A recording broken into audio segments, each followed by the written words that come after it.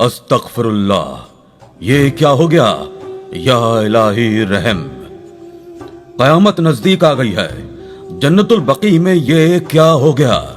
दोस्तों, Medina Munawwara में जब एक शख्स का इंतकाल हुआ तो यही कहा गया कि इसे जन्नतुल बकी में दफनाया जाएगा, क्योंकि ये बड़ा ही नेक और इबादत गुजार शख्स था। 5 वक्त का नमाजी था, हाफिज कुरान था, मस्जिद में अजान भी दिया करता था। यह अपनी जवानी में बड़ा ही नेक था। आज तक इसने कभी किसी को नजर उठाकर नहीं देखा था। न सिर्फ बाहर बल्कि घरेलू मामलात में भी बहुत अच्छा था। यूं एन जवानी में उसका वफात पा जाना लोगों को शदीद दुख में मुब्तला कर गया था। हर कोई उसके घर वालों को सब्र जमील अता करने की दुआ कर रहा था। वो मदीना मुनव्वरा में अमीर तरीन लोगों में से एक शेख की इकलौती औलाद था। सबका लाडला भी बहुत था। माँ बाप तो बेटे के जाने के गम में निढाल हो चुके थे। यही दुआ कर रहे थे कि उम्र तो हमारे जाने की थी, हमारी बची हुई जिंदगी हमारे बेटे को मिल जाती और हम अल्लाह ताला को प्यारे हो जाते। कम से कम मेरा बेटा इस दुनिया की रंगीनियां तो मजीद देख जाता। अभी उसके जाने का मौसम तो हरगिज न आया था, मगर शायद यही उस लड़के की किस्मत में लिखा था जो वो बिन ब्याहे ही इस दुनिया से चला गया। जब दफनाने की बात आई तो उसे जन्नतुल बकी में दफनाया जाने लगा। फैसला किया गया, गोरखन को पहले इत्तला कर दी गई कि जन्नतुल बकी में एक कब्र की खुदाई शुरू कर दी जाए। वहां पर एक नौजवान को दफनाना है। गोरखन हुक्म की तामील करते हुए जन्नतुल बकी में कब्र खोदने लगे। एक मर्तबा जब कब्र को खोदा गया तो एक बड़ा पत्थर पहले ही वहां पर नमूदार हो चुका था, जिसकी वजह से वहां पर कब्र बनाना नामुमकिन सी बात थी। इसलिए जमीन को बंद कर दिया गया और फिर दूसरे मकाम पर कब्र की खुदाई शुरू कर दी गई। खुदाई हुए कुछ देर ही हुई थी कि अचानक मिट्टी अंदर को धंसने लगी। ऐसा लग रहा था जैसे जमीन का वो हिस्सा नीचे से खाली हो, या फिर पुराने वक्तों में वहां पर कोई कुआं था जिसकी गहराई की वजह से जमीन का वो हिस्सा नीचे की जानिब धंसता चला जा रहा है। फौरन मिट्टी डालकर उसको भी बंद कर दिया गया, क्योंकि अगर वहां पर मैयत को दफनाया जाता तो यकीनन मैयत जमीन में धंस जाती।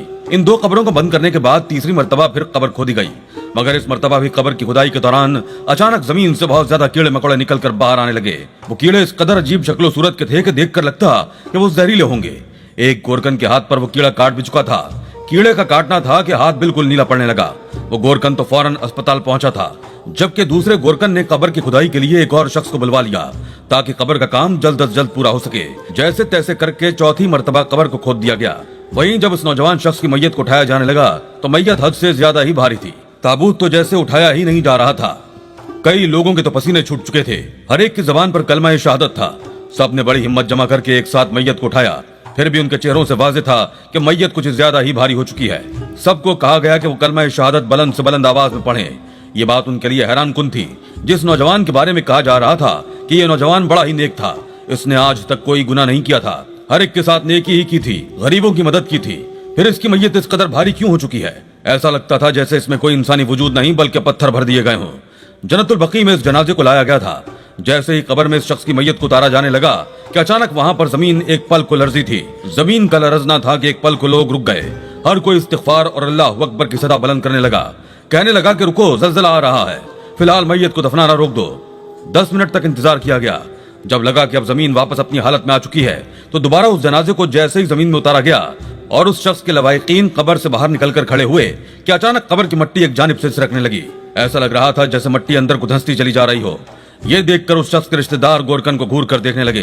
कहने लगे कि ये कैसी कब्र की खुदाई की है, कब्र को अंदर से पक्का क्यों नहीं किया? देखो, मिट्टी अभी भी एक तरफ से निकलकर मैयत के कफन को मैला कर रही है।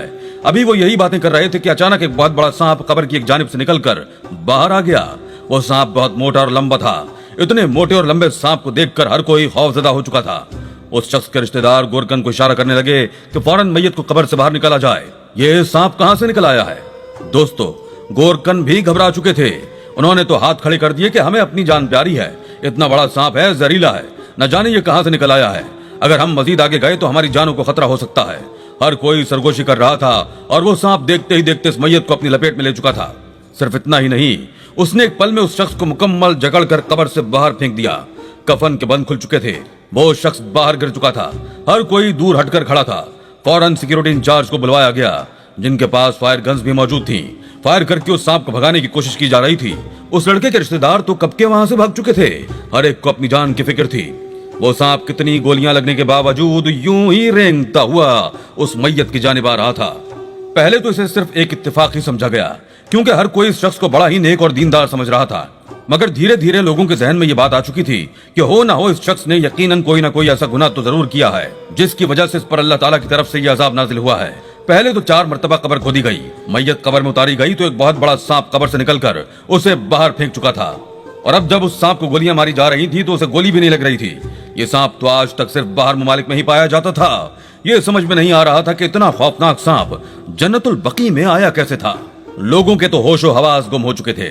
उस सांप को जितना भी डराने की कोशिश की जा रही थी, मगर वो अपना मुंह खोले उस मैयत के पास आया और अगले ही पल अपना मुंह खोलकर पैरों की जानिब से उसे अपने मुंह में निगलने लगा। ये मंजर इतना हौलनाक था कि कमजोर से कमजोर दिल इंसान वहां पर बेहोश होने लगे थे। कितने ही लोग तो अपने होश खो बैठे थे, भागकर चिल्लाते हुए वहां से दौड़ लगा चुके थे, मगर अभी भी कई लोग वहां पर मौजूद हौलनाक मंजर को देख रहे थे। जब इस मैयत को सांप निगलता ही चला जा रहा था, कुछ ही देर बाद वो शख्स मुकम्मल तौर पर उस सांप के मुंह में था। सांप बहुत ज्यादा फूल चुका था। फिर वो सांप रेंगता हुआ जन्नतुल बकी की हुदूद से बाहर गया और बहुत दूर जहां पर बड़े बड़े थैलों में कचरा रखा गया था ताकि उसे मस्जिद नबवी सल्लल्लाहु अलैहि वसल्लम की हुदूद से बाहर फेंका जाए, उस शख्स को वहां फेंक दिया।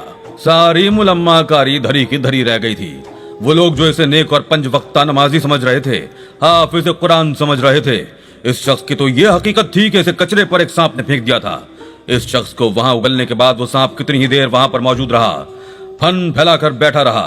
कचरे की एक जानिब आग भी लगाई गई थी। देखते ही देखते वो आग इस शख्स तक पहुंची और फिर जल्द ही कफन को भी आग लग चुकी थी। वो शख्स देखते ही देखते कचरे पर पड़ा हुआ जल रहा था। जलने की बदबू आसपास फैल रही थी और वो सांप वहां से वापस पलट गया था। वो कहां गया, कहां से आया था, कोई नहीं जानता था।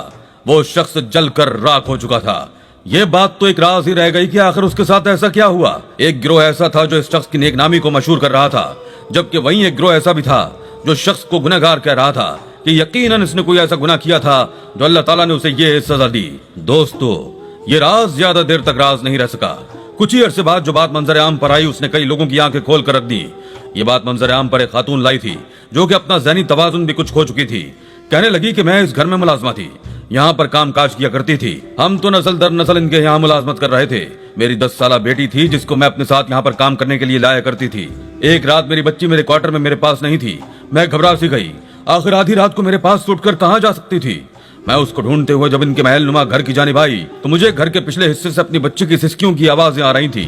बच्ची को रोता देखकर जब मैं वहां पर पहुंची तो यही शख्स था जो मेरी बच्ची को ज्यादती का निशाना बना चुका था। मेरी बच्ची की हालत बहुत गैर थी।